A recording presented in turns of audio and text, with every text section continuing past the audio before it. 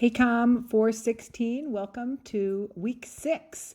This week we're talking about election propaganda, and to tell you the truth, this could be a whole course in and of itself, and that's the truth. But we're going to talk about political spin, the duel of interpretations that happens during the political process.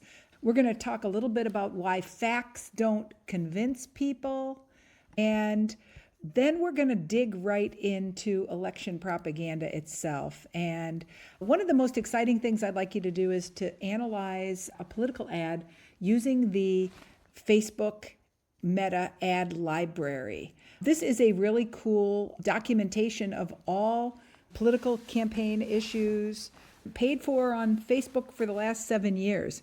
So you'll watch this video to get the gist of how to use the ad library.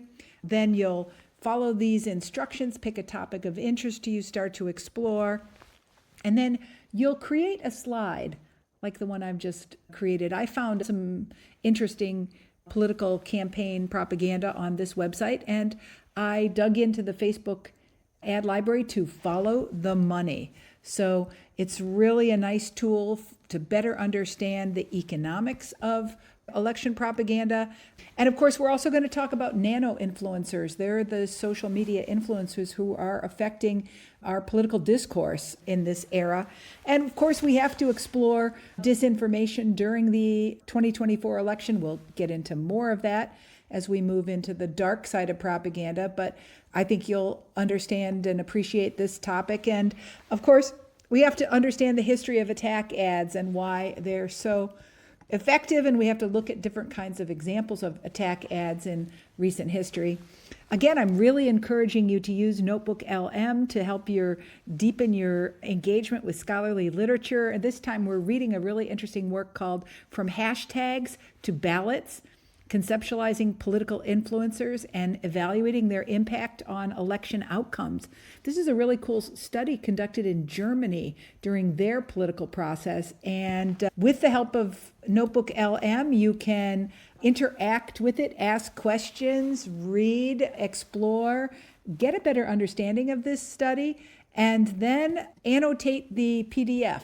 There's the article itself. After I interacted with Notebook LM, I was able to better understand the study.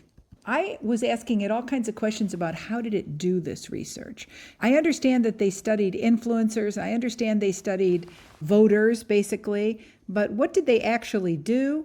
And so as I asked about this, I was able to get some information. I asked Notebook to help me understand the research methodology and explain to me that there are two things that were happening in this study: a content analysis of social media content and a post-election survey of voters. They put those two things together in this study and came up with some fascinating results. I also wanted Notebook LM to explain to me these crazy charts, which I've never seen before, but now I've learned a lot more about them. So indeed, this week you are going to gain a lot of knowledge about how political influence works and when it becomes a form of propaganda. I'm of course really looking forward to the progress that you're making on your Leap2 project.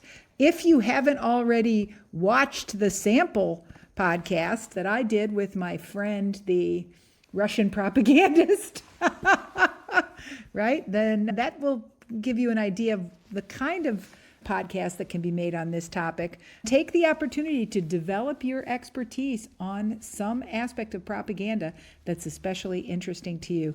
Remember that I'm happy to help and answer any questions that you might have about this assignment. I know you're going to have a blast creating it, and it'll really be something to deepen your ability to work professionally with a team and to create something that you're really proud of. Anyway, have fun learning this week. Bye now.